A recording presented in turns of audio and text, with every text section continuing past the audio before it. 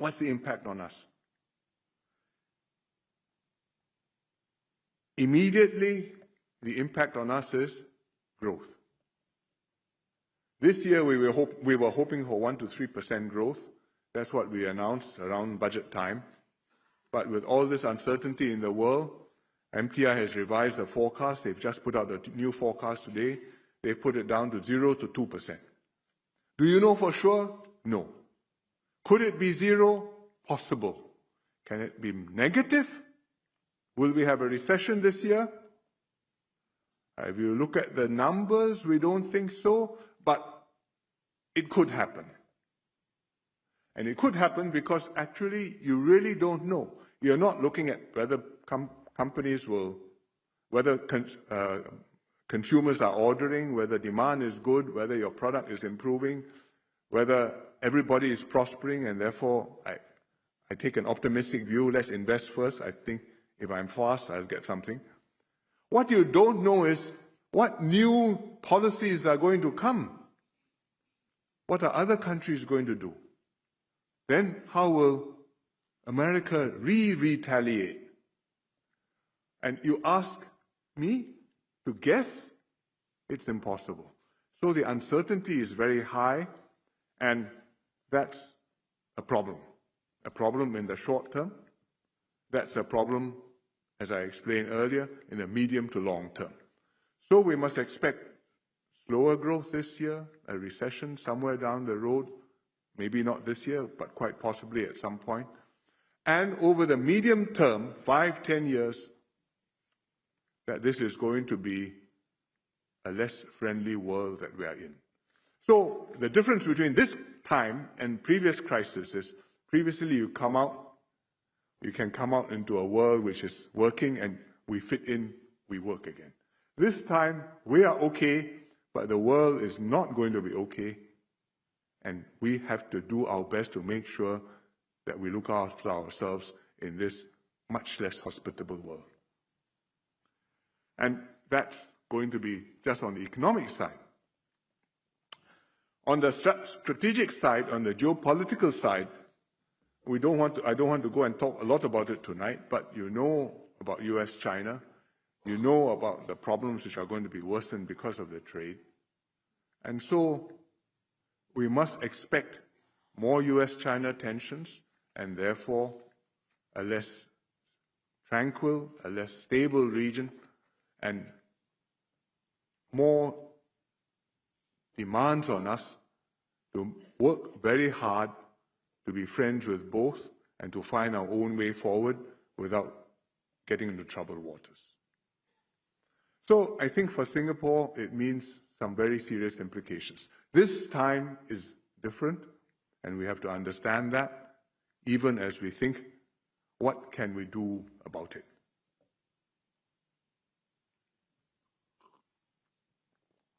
So what can we do about it? I think there are two areas where you have to think about, one internationally and the other one domestically. Internationally, I think we have to continue to support free trade, multilateralism, the WTO, and to try to keep the system going and not collapse, even though the US is abandoning the rules. The US is the biggest economy. They come out, there's a significant impact on the rest of the world, but the rest of the world are still there, and if we can work together, I think we have a fair shot at keeping the system up. I give you an example of how this can be done. You will have heard of the TPP, right? The Trans-Pacific Partnership. You don't need to know the details, but basically 12 countries got together to negotiate a free trade agreement. Singapore had some part to get this process started right at the beginning.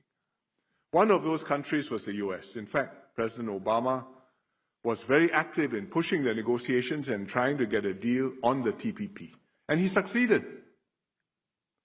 But the last step was to get the deal ratified in Congress. Then America is in. He couldn't do that. He left it to his successor. He hoped that it would be Hillary. Hillary said, no, I repudiate this, although she was also involved. And anyway, Hillary lost and Mr. Trump won. And Mr. Trump has said, if I come in, I'm going to kill it on day one. So when he was sworn in on the 20th of January 2017, on day one, he killed the TPP. But fortunately, the TPP didn't die, because there were still 11 members, other than the US. And Japan was still there, and Mr. Shinzo Abe was Prime Minister of Japan. And he exercised leadership, he rallied the other countries, he renegotiated the deal so as to exclude all the parts where we had accommodated American interests and save the rest of the deal. And he got the other 11 countries together, and we all signed, and enough ratified. We now have a CPTPP. So America leaves, the game can still carry on. And in the same way, in the global trading system, America doesn't want to play by the rules anymore, but the other countries, if we can maintain the system as we trade with each other, I think that's important, and that will be very valuable to countries like Singapore. So we will work with other countries to try and make that happen. That's the first thing we can do. The second thing we can do is to promote trade arrangements with like-minded partners. For example, we are in the RC, we have the ASEAN group. We have an ASEAN free trade agreement. The EU is a major partner, and we can do business with the EU. ASEAN can have an FTA with the EU, negotiate with them, expand the ink blot of free trade, create more avenues for us to cooperate win-win with one another. And Singapore is pushing for that. In fact, we met, the ASEAN trade ministers met, and I think they will be working at this and working with other partners too. The CPTPP, that is valuable too. That can also grow, can also find partners. UK joined the CPTPP. They need to, they had left the EU, they had no alternative, they came in, but we welcome them. But the EU, looking around for partners, says, how about EU and CPTPP, we get together, one in the Asia Pacific, and including Canada and Mexico, and Peru and Chile, and the other one in Europe, and if we can get together, it's something valuable. So the TPP members are keen. The European Commission President von der Leyen, she's keen. So I hope that if we push that, we can get something. This is one of those situations where you want momentum. If you are sitting there doing nothing, something will happen to you. If you are standing up and pushing something, you may make more progress, you may make less progress, but you will make some progress, and you will be better off than where you are. And this is an area where we need to make progress, and Singapore will help to push. Thirdly, externally, we need to do more with our ASEAN partners. Within ASEAN, we have an FTA, as I said, but you can do a lot more together, even with Malaysia, with Indonesia, but also as ASEAN. And I hope that with this additional impetus, we can do more of that. For example, Singapore and Malaysia, we're talking about the Johor-Singapore SEZ. In Johor Bahru, or in Johor, and you set it up there, companies can go there, they can have favorable terms, and Singapore companies prosper, Malaysian business will benefit, Malaysia will benefit, and foreign companies can be there, can be in Singapore, and therefore they also can benefit. And in the process, Singapore and Malaysia, we work closer together. That's good. When that happened, there were reports in the Indonesian newspapers to say, well, Singapore and Malaysia are doing an SEZ. What's Singapore doing with Indonesia? And answer is, we are doing things with Indonesia, but I think there's a certain amount of competition because they see us as being able to add value. And I hope that with this pressure within ASEAN, we'll do more. So globally, with WTO, try and keep the system intact. Big partners between trading groups try and come together and form bigger blobs. And within ASEAN, try to make ASEAN stronger, more relevant. And Singapore, we are small, but our trade is not small. I think we have some contribution to make. Secondly, we have to respond to the new situation domestically. And I say in three ways. First, in terms of practical support. Secondly, in terms of psychological preparation. And thirdly, politically. In terms of practical support, we need to help households, we need to help businesses, and we need to keep the economy growing. To help households, I think you know we have a lot of things. On cost of living, certainly, is our first big item. Typically, households this year will be getting around $4,000 in various forms of assistance. We are helping workers who are displaced, for example, with the Job Seeker Support Scheme. We designed this expecting dislocation, expecting people to be displaced. And this is what we will need if, in fact, the tariffs dislocate supply chains and there are significant disruptions to our industries.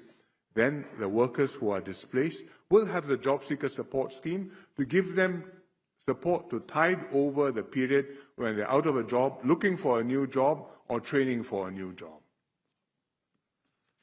We will have support for reskilling. I talked about that earlier. And overall, I would say the budget package we have is enough for now. If the situation gets a lot worse, we will do more, and I can assure you we are able to do more. Secondly, we have to help the businesses. We've set up an economic resilience task force under DPM Gan Kim Yong in order to navigate the uncertainties and to help businesses transform themselves. So it's not just to deal with immediate problems, it is also to deal with a longer term, take this opportunity of the immediate challenge to get ourselves prepared to be more competitive in the long term. And NTUC is going to be part of this task force, looking at how best to support workers through this. So, secondly, I think we need to be psychologically prepared. We need to be prepared for a more troubled world. You must know that bad weather is coming, but at the same time, we can take comfort knowing that other countries are also facing the similar challenges, and Singapore is readier than most of them to deal with these challenges. Readier because we have the plans, we have the resolve, we have the experience, we have the resources, we have the unity. We are ready to do this, and we can do this together. One of the important things which we must do if we are going to go through this together is to look to fault lines and stresses and strains which will build up in our society. Because if you want to go in and you say, let's be united, it's not just wearing the same T-shirt. It is making sure we look after one another, taking care of one another, making sure that when fault lines come up, people who are having greater difficulties, people who may be left behind, people who are dislocated, they don't feel left out, they don't feel alone, they know that others care for them, Singapore cares for them. We will help you, you help yourself, we work at it together, we are in this together. I think that's a very important mindset which we must have during a crisis, going into a crisis, and which we are able to do. It is the problem which in America has led to the pressures and the grievances and dissatisfactions which have led to the government to pursue all these very drastic policies. Because they have certain parts of America which have been left behind, industries all doing badly. They call it the Rust Belt, Ohio, Pennsylvania, down south, Carolina,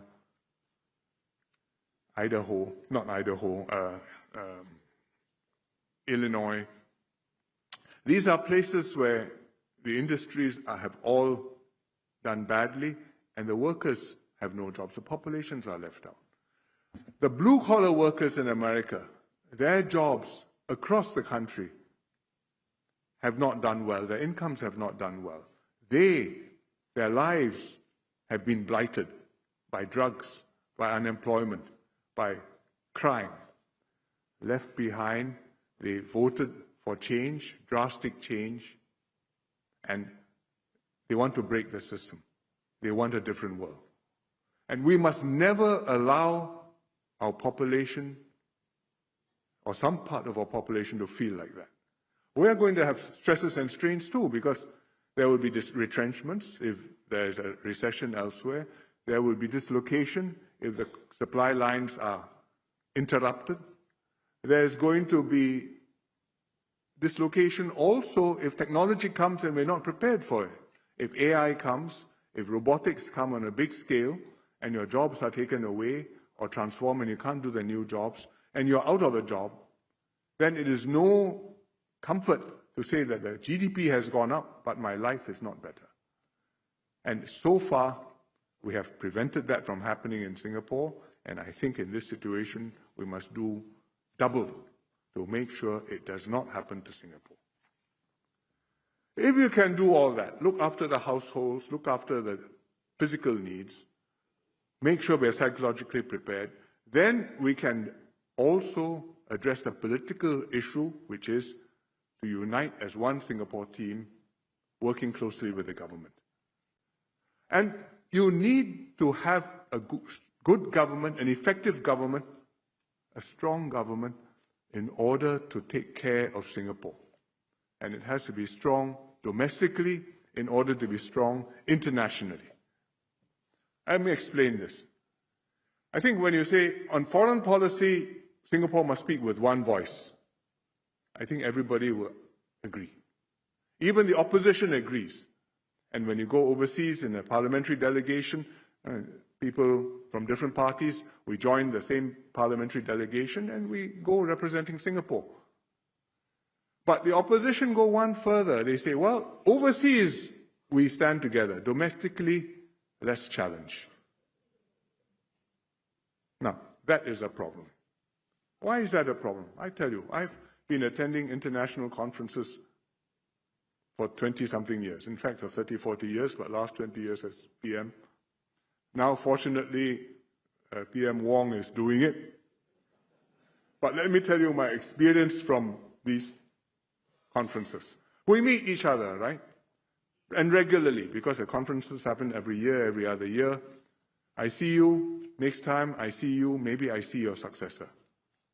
And in some countries, every time I go to a conference, I see a new PM.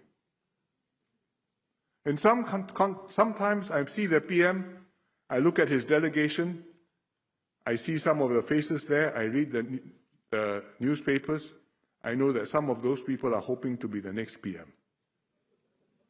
And sometimes it turns out so. So when you meet each other, I assess you, you assess me. I will ask myself, I'm talking to you now, Your Excellency, Prime Minister, yes sir. Will you still be here in 5 years' time? Will your policies still be here in 5 years' time? Can I do business with you? Commit. And we do something, make a plan to build a factory. May take 2-3 years. To break even on a factory may take 10-20 years. If you're not going to be here, can I make a deal? So I assess them.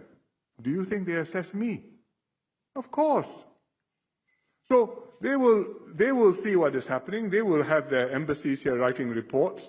And if you have different views in Singapore, and embassy says, well, this PM makes very good speeches, but actually he has a lot of political problems at home. Well, when you meet them, you will be received with their courtesies, but I think you're not carrying the same weight and you will not be able to defend and advance Singapore's interests in the same way. On the other hand, if they know you are on top of your situation at home, if they know you have strong support, good support, they know you're in touch with the population and you have got your domestic issues well under control, then they take you seriously. In fact, they'll ask you, by the way, your healthcare system, I hear, is not bad. Tell me how you do it. Or as happened to me once, we were discussing corruption. This was quite early when one of my first APEC meetings in SBM, and one of the big countries said to me, Singapore, tell us how you combat corruption. They know about us. They want to know how it works. Makes a big difference. Therefore, to be effective internationally, to be strong at all, you have to be united domestically. And when people say Singapore is a safe haven, in an uncertain world, in Singapore, you have security, you have safety. That's why people want to put family offices here. That's why people want to deposit money here. That's why people have confidence and put factories worth billions of dollars here, which take 20, 30 years to pay back because of Singapore being a safe haven. And one big part of that safe haven, one big factor, is stable politics, good politics. So I know that many Singaporeans want more opposition MPs. If you ask why, they'll say, well, we'd like a stronger check and balance on the PAP. And I would say the opposition have a role to play in our democratic system. It's here to stay. Opposition MPs are never going to disappear from Parliament. I accept this. That's the way democracies work. We started in a very unusual position with almost overwhelming PAP presence in Parliament, almost zero opposition, and now there's significant opposition, and I don't think that's ever going to change. And we will work with this. But Singapore also needs an effective system of government, which is led by a good and capable ruling party, and that depends on elections producing outcomes which work for Singapore. And what are outcomes which work for Singapore? They are when, after the election, the country is able to generate a leadership which is capable, which is committed, which is honest, which can run a competent and efficient, effective government, defend our place in the world, and lead Singapore safely through crisis. That's ultimately what it's about, right? What are elections about? To choose who's to lead the country and to make sure that the team which can lead the country can do so well. In fact, ideally, can the team which can lead the country most successfully and most effectively. And part of the system is you have the ruling party and you have the opposition party, you have ruling MPs and opposition MPs. But if voters keep on electing more opposition MPs, even when the government is doing a good job, then beyond a point, it must weaken the government's ability to govern, to form the best possible team for Singapore, and to run this country the way Singaporeans have come to expect. It must be so. Some people say, the civil service is marvelous, you don't need a good minister. Anybody can be the minister. The PermSec will do the work, you just sit there and say yes or no. It's like saying you don't need a good SecGen. The unions are fine. SecGen just sits there and says everything is good. Really? When you work in a company, is that how it works? If you see a company where the boss is doing that sort of thing, do you think good people are still going to be in the company? Or they'll say, this place no hope, better go and work for a better boss. To run a good team, you need a good leader. And if you don't have a good leader, the good team will melt away. And we need to have that kind of leadership, that kind of quality, in order for Singapore to perform and to succeed the way it deserves to do. I give you an example, GE 2020. During COVID. When COVID came, we were about a year away from elections, but when the pandemic started to get serious, I decided to call elections as soon as practicable. Some people said, no, put it off as late as possible. Even declare emergency, can postpone till after COVID. I said, no, you go now. Circuit breaker, can't be helped. Deal with an immediate problem. Once that was done, I said, let's call an early general election, get a new team elected with a fresh, full mandate. We are going to have a lot of challenges. We are going to have to make a lot of difficult decisions. People are going to go through a lot of dislocation and hardship. We must have our minds focused on fighting COVID, and we can't do that if every day I want to make a new COVID policy. I have to ask myself, should I do this before or after the election? Singaporeans will die. Literally. So we got a good mandate, and thereafter we focused on fighting COVID as one nation, and I'm relieved to say, not unsuccessfully. And it was because we were able to unite and put our team together and be able to focus on solving problems. It was a good result, but unfortunately, we lost Sengkang GRC, and in the process, we lost Brother Ng Chee Meng as a candidate. But it was a setback for the Labour movement, but fortunately, Brother Chee Meng had the staying power and the gumption to continue serving as SecGen, and fortunately, the Labour movement continued to support him. And it also supported the other leaders on the team, the PAP MPs like Heng Chee Hao, Desmond Tan, Patrick Tay, Desmond Chu, as well as stalwart union leaders like Sister Tana, Sister Mary, and many others on the Central Committee and in the unions. And therefore, during the pandemic, the Labour movement was well led, and it could be a good partner to the government. And it played a key role.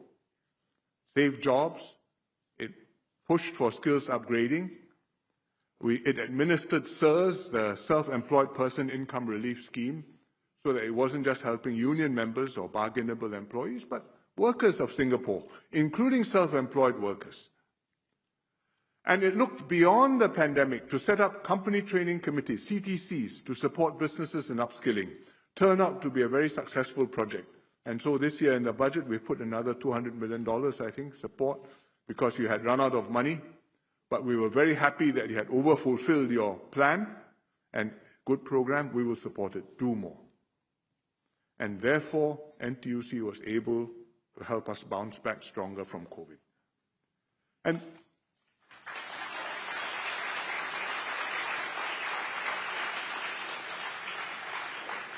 this is what tripartism means. The government, the unions, employers working together. In fact, this is what the symbiotic relationship between the PAP and the NTUC can do for workers and for Singapore. And that's why PM Lawrence and his 4G team have committed to strengthen tripartism and the symbiotic relationship, symbiotic partnership. I look forward to you supporting this team in this next general election, whenever it's called, and especially supporting the Labour leaders and the PAP union advisors in the team.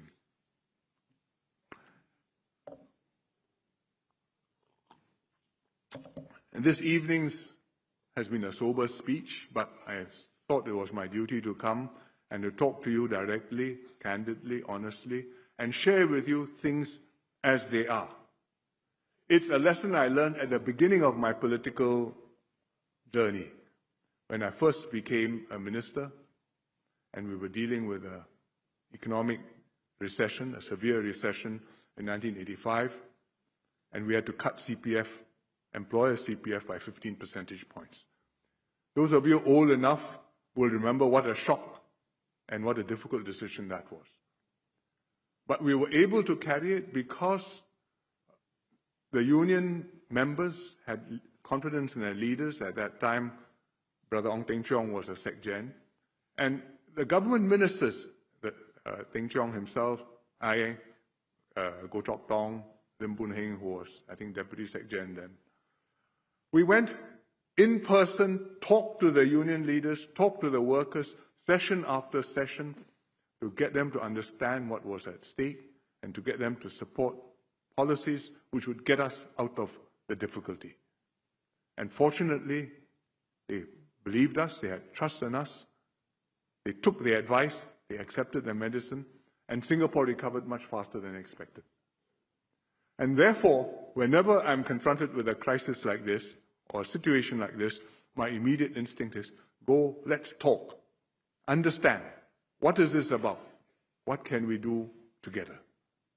How to dig out of the hole, not dig yourself deeper and deeper. So, I think that we can go into battle with confidence.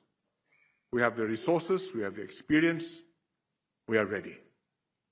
We've done it before, and we'll show the world that we can do it again. The upcoming elections will be crucial. It's a changed world. We have a fresh team in charge, and we will have a new resolve to tackle the challenges and to emerge stronger. PM Lawrence is leading the PAP into elections for the first time, seeking his own mandate to take Singapore forward. Forward through this crisis, forward with our plans, forward for our future. I hope that Singaporeans understand what is happening, what is at stake, and what we must do together to secure our future. Thank you very much. Thank you, SMB. May I kindly invite you to remain on stage as we welcome our other panel members.